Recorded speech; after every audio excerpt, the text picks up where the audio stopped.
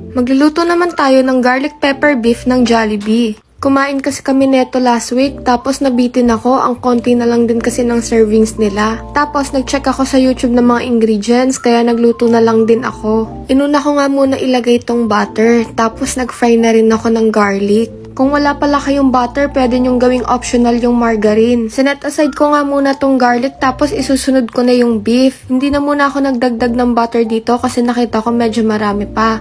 Tapos tung nakulangan ako, tsaka na lang ako naglagay.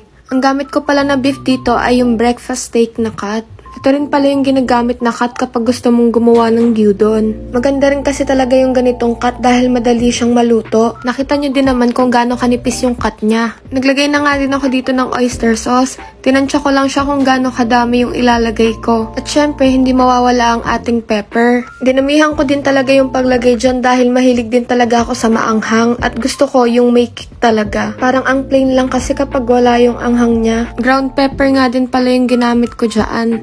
After ilang minutes, wala na yung tubig niya. Kaya nilagay ko na din yung niluto natin kaninang garlic. Nagtira nga rin ako ng konti para mamaya sa kanin nandun pa rin yung crunchiness ng garlic. Sinet aside nga muna natin yan. Tapos sa same pan, gagawa na tayo ng sauce. Kaya naman naglagay na din ako ng butter.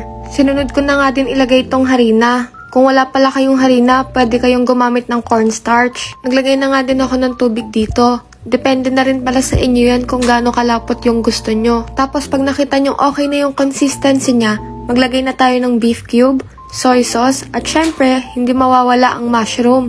Favorite pa naman ng anak ko yan. Pag ganitong ulam talaga, mapapataob yung kaldero ng kanin. Kaya naman siguraduhin yung marami kayong sinaing. Naglagay nga rin pala ulit ako dito ng maraming pepper. Mukhang may magrereklamo na naman nga mamaya na maanghang daw tong niluto ko. Dahil natapos na nga natin gumawa ng sauce, ilagay na natin itong beef at i-mix lang natin siyang maigi. Nakikita nyo naman siguro na hindi lang 1 cup of rice ang makakain natin ngayon for today's video. At sira na naman po ang ating diet. Natapos na din natin lutuin itong pangmalakas ang garlic pepper beef ng Jollibee. Salamat sa panonood. Bye!